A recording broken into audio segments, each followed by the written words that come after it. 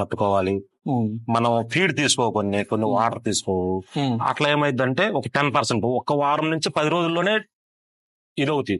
తర్వాత అసలు మనకి ఎక్కడన్నా ఒకటి ఆ వారం 10 రోజుల తర్వాత ఎక్కడన్నా ఒకటి, అది అసలు మనం లెక్కలో వేసుకోకూడదు.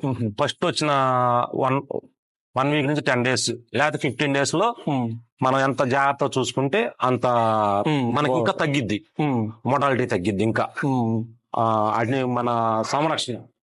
వాటికి మనం ఏం చేస్తారంటే, సపోజ్ వీటిని మళ్ళీ వదిలేస్తారు కొంతమంది. మనం అలా కాదు. మనం ఏం చేస్తామంటే, పిల్లలు వచ్చినప్పుడు ఒక 100 పిల్లలకు ఒక హరల్లే కట్టేసి వాటిని వాటిలో చేసినప్పుడు ఏమైందంటే అవి బాగుంటాయి. అప్పుడు మనకి మోటాలిటీ కొంచెం తగ్గింది. ఇప్పుడు ప్రస్తుతానికి మీరు ఉన్న ఈ ఏరియాలో కేజీ ఎంత పలుకుతుందండి అది? ఈ సోనాలి వచ్చేటప్పటికి 450 రూపాయలు పర్ కేజీ మీటు. మామూలుగా దీన్ని మనం కోడిగా ఇస్తామండి. మనం ఒక కోడి ఒక పీస్గా ఇచ్చేసాం అనుకోండి, ఇది కిలో 600 ఉంది అనుకోండి. కిలో 600 అంటే మనం దాంట్లో ఒక 300 గ్రాములు వేస్ట్ పోయింది కదా. అందువల్ల ఏం చేస్తా అంటే, మనం కోడిగా ఇస్తేనేమో తక్కువ రేటుకి ఇస్తాం. మన అంటే మీట్ పర్పస్ మన దగ్గర లేదు. మనం అదే చెబుతున్నాం కదా, షాపులు డీలర్షిప్ ఇవ్వాలనుకుంటున్నాము. అట్లా ఇస్తే మనం కూడా ఓన్ గా, ఇప్పుడు సపోజ్ విజయవాడలో తీసుకున్నాం ఒకటి, అసలు ఎలా ఉంటుంది దాంట్లో ఎంత చేశాం కదా, దీన్ని తీసుకెళ్లి అక్కడ పెట్టి మీట్ పర్పస్ లో ఎలా ఉంటది అని చెప్పేసి అక్కడికి ఇప్పుడు షాప్ తీసుకొని ఇప్పుడే జస్ట్ నెక్స్ట్ మంత్ నుంచి దాన్ని ఇచ్చేద్దాం అనుకుంటున్నాం. అంటే కొంతమంది విలేజ్లలో ఎక్కువ శాతం ప్లేస్ ఉండి ఉంటారు.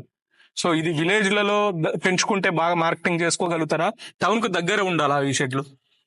అంటే ఈ డిస్టర్బెన్స్ ఉండకూడదండి. వీటికి మెయిన్ డిస్టర్బెన్స్ ఉంటే ఏమైందంటే ఎగ్స్ రావు మనకి. వాటికల్లా డిస్టర్బెన్స్ లేని పల్లెటూరులో అనుకోండి, పల్లెటూరులో ఉంటే ఎటువంటి డిస్టర్బెన్స్ ఉండదు.